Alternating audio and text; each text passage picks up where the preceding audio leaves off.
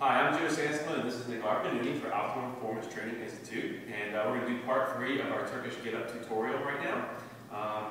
Now we're going to go over the high bridge in a low sweep, and we're going to go over the lunge to stand and coming back down from the top to the lunge, and just look at some of the common problems that occur there and some of the ways we try to correct or deal with it. Yes, we'll talk a little bit about that. We'll go into the high bridge now. Okay. So Joe's going to go ahead and demonstrate, and I'm going to talk a little bit about some of the fine-tuning details in the high bridge. This is probably one of the places where we find the majority of problems with the get-up. It's a little bit of a difficult position if you don't understand where your body is supposed to be. So Joe's going to show it correctly first so that you can really see what it's supposed to look like. Good.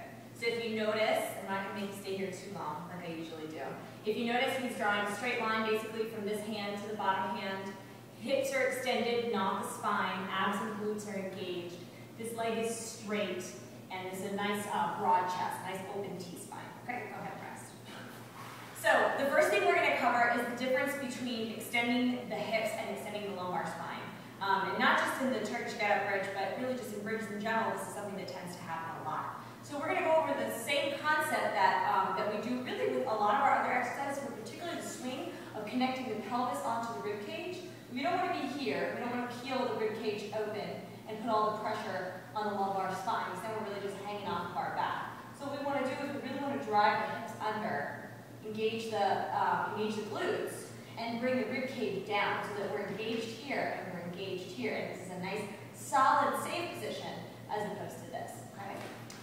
So Joe's going to show what it's like when you come up and open up the rib cage, bridging from the back instead of bridging from the hips. Yep. So as you can see, there's very little extension through the hips, and all the extension is coming from the spine. So what we're going to have Joe do is bring those ribs down and draw the hips up. And sometimes it's just a kind of a tactical cue. Just touching the ribs can help the person bring them back down. Good. Versus. Exactly. Okay, go ahead and rest. If you can't cue them out of the lumbar extension into hip extension, there's a deeper problem there. A lot of times it just requires soft tissue and mobilization and flexibility work through the anterior chain. A lot of times that can be it. A lot of times maybe they just don't have the ability to really connect to their glutes. So if you're forcing somebody into that, or you're forcing yourself into that, and can't seem to get it based on just that little cue, and understanding where your body should be in space, there's something a little bit deeper going on there. Okay? All right, the next thing we're going to touch upon is the T-spine and shoulder position in the bridge. Okay? So the shoulder position, anytime we're doing the get-up, we're not just paying attention to this top shoulder, we're paying very close attention to this bottom shoulder as well. So Joe's going to go ahead and rotate the shoulder. He's going to think about kind of screwing it in. He's going to screw that shoulder back. And then he's going to lift up his chin, and all of a sudden he's gained a lot of height through his torso, a lot of mobility through his thoracic spine. So that now when he bridges, his head is in line with the rest of the spine, his neck is in line with the T-spine. If he tucks his chin here, reduces a lot of mobility, thoracic spine becomes flexed, loses a lot of mobility, puts a lot of stress on his shoulder. So we're going to really roll this shoulder back, bring the chin up out of the chest, and think about creating a straight line from the head through the spine. Nice open chest here. Okay, good. So a lot of times just bringing that chin up can all of a sudden create a lot of mobility that wasn't there. Again, if you give those cues to open up the shoulders, bring the shoulder back, pull the chin up out of the chest, and that still isn't happening, probably something a little bit deeper there that needs to be addressed. Okay. The other thing that tends to happen a lot in the bridge is people a lot of times will bridge up with the leg that's supposed to be straight. On the non-kettlebell side, they'll bridge up with that leg bent. And that can create a lot of issues as well. You see, it's really inhibiting Joe from extending his hips here. Okay? So if he just straightens out that leg, he can then create a lot more height. The other thing is that if we're having a problem bridging up on the heel like this, it's perfectly acceptable to rotate slightly and bridge on the side of the foot. Go ahead and show that difference. Hopefully you can see that in the camera. But Joe's just basically going to turn his right foot, allow a little bit of rotation in the hips, and he's still very much using the glutes and extending the hips here. And a lot of times that's going to be more comfortable for people a more comfortable position for people to bridge from. And then lastly, with regards to the bridge, we want to talk about the foot position on the kettlebell side. So a lot of times what we'll see is people bridge up, and why don't you show it on that side so you can see that, but people bridge up and the foot comes up off the floor. There's a lot of stability that needs to happen through any contact point on the ground when we're doing the get up, okay? Whatever is touching the ground, there needs to be some contact there needs to be some connection and some stability.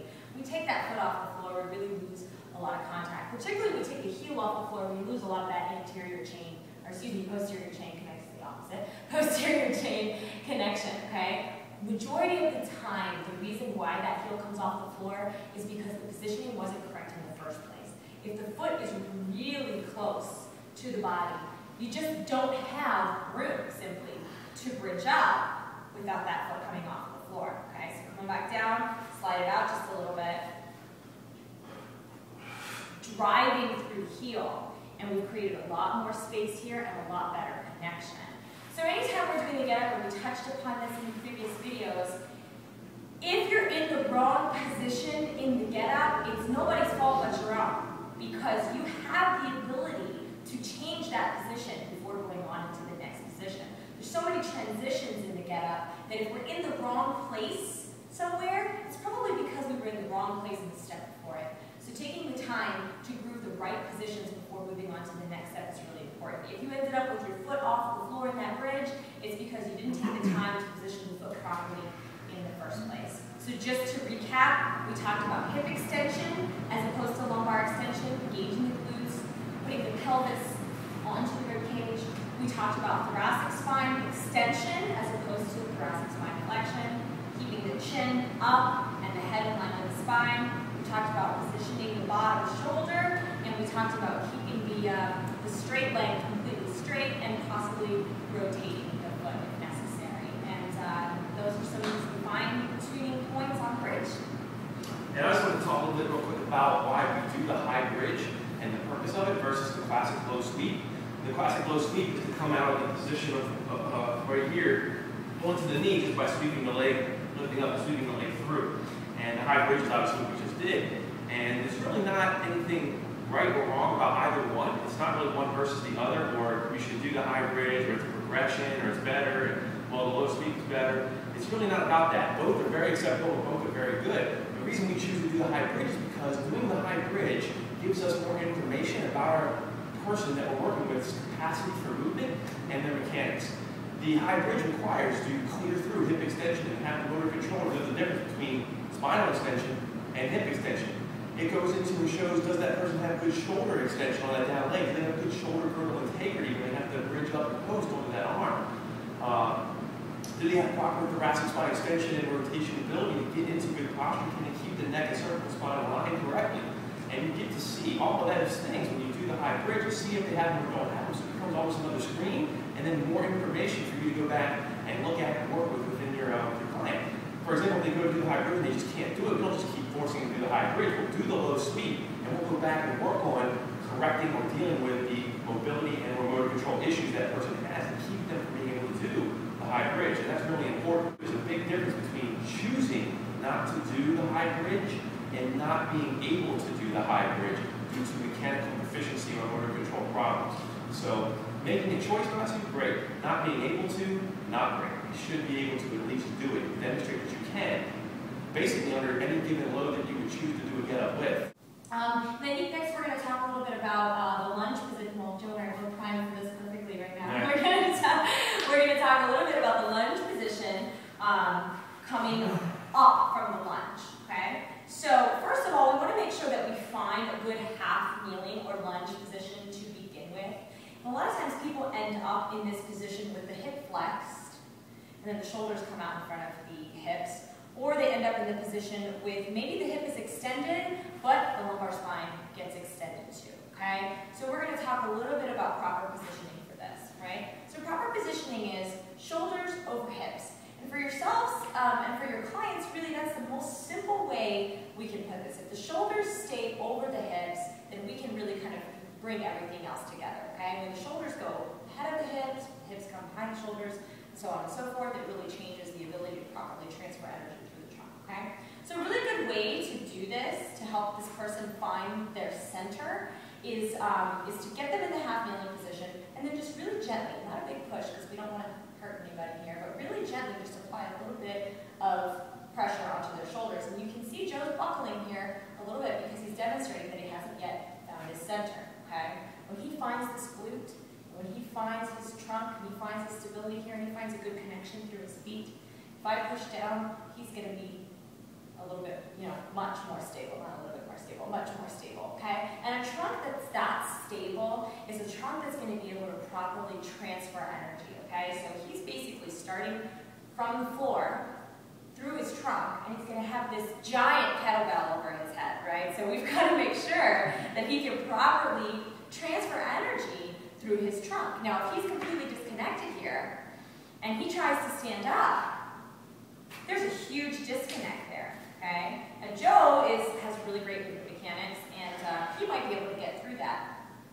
We're not going to take that chance, okay? We're going to make sure that we're absolutely positive that we've done everything we can to be able to properly stabilize that load overhead and stand up. So we're going to make sure that the glute is tight and extended, abdominals braced, rib cage down, shoulders right over top of the hips, okay? The knee is directly underneath the hip.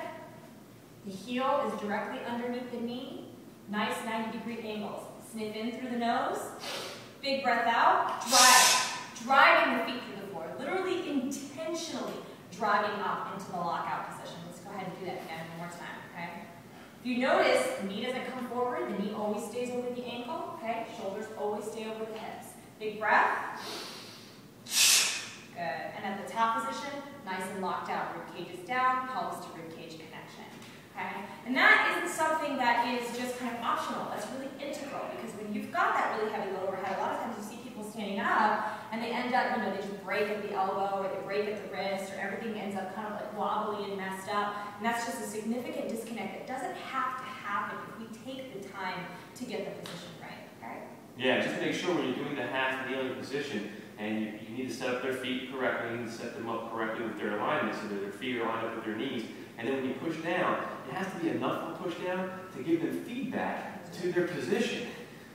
So we'll make sure the foot and knee is lined up correctly, the foot and knee is lined up correctly. And in the get-up, and this can just be what you do when someone really is disconnecting. The sternum and the rib cage is really lifting away from the pelvis, or the pelvis is really kicking into an anterior tilt as they go to stand, and they're really disconnecting through the torso. Instead of staying connected, you need to give enough feedback to get them to recognize and feel on their own the disconnect that's going on there. So you got to push hard enough to get them to feel, oh, that's not where I need to be, and let them figure it out, how to get their pelvis into the right position under their shoulders, so that when they do, they'll feel that sturdiness. The energy will go right down, transfer right through the body, right down into the back, bottom knee, and they'll be stable. Neghar, lift your right arm up in front of you a little bit so people can see the position there. Now, let her just be loose somewhere. And give her a little feedback that she can feel. And you can even see a little buckling to the left, a little buckling down. And then hopefully, she'll start to recognize that and feel that, and start to try to position herself to line up correctly. So we want to do this with minimal cueing and get them to really feel their disconnect and get that reinforcement into their proprioceptive system so that they can make a change that they can own, more so than always having to talk them into that. And that's what we're looking for there when you do the half kneeling and you do the little push on them. So you can get them into their normal get-up position there and just do that a little bit to get some feedback and talk a little bit about the position, but not so much that it becomes you telling them what to do, and get them to feel what to do. And then hopefully that'll get them to engage a little bit better through that, and then get them to take that breath, feel that tension, and then try to drive up.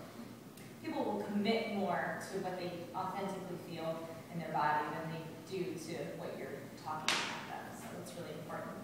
Okay, and then coming down, the last thing in the lunge we want to talk about is just coming down from the top position. So, like our picture exercise we like to do. We're up there at the top, and one thing that we notice a lot is that people will hyperextend their low back to get down. They'll start to put their leg back, and they'll take a big step, but they'll hyperextend like crazy to get down. Move your right arm a little bit, Neghar, so we can see that.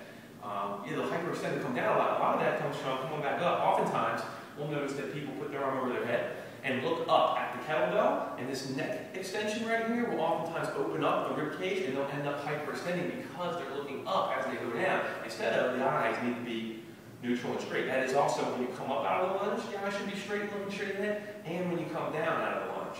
So that's really important to make sure, because that will give us the best chance to have better pelvis to ribcage position here as she steps back. The next big thing to make sure is that she fires the glute as she steps into the lunge and while she goes down into the lunge. So as you notice, she'll step back into the lunge, she'll fire that right glute down into the lunge and try to just maintain that proper half kneeling position. And then same thing, come back up. So it's the same way when you come up, and it's the same thing when you come down. The glute has to fire. So you're stepping back into hip extension, so you need to fire your hip extensions. And that's an important thing we try to emphasize, is fire the glute, fire the glute, fire the glute, maintain the fire of the glute. Maintain the vertical shin on this leg also. The vertical shin position on that leg. All right, with the eyes straight ahead to help reinforce good position. As soon as you look up, a lot of that posture will start to change. That will affect the whole chain all the way down. The other thing sometimes that we will see is that the person will step back into the position first, then do a split squat down, as opposed to going into an actual lunge. So put your arm over your head, and they'll step back, and then stop, and then try to do their lunge, or split squat right here. And that's okay. I mean, sometimes it's an okay way to progress, is to start with doing a split squat first, and then doing a lunge. But oftentimes what will happen is go ahead and step up and come back and do it again. When they step back, because they stop, all that weight's landing back on their foot there, and they start to really lose their balance and control, and they can't really regain their position. So the best thing to do is to think of it as a back and down movement. You want to go back and down at the same time, as opposed to back and then down.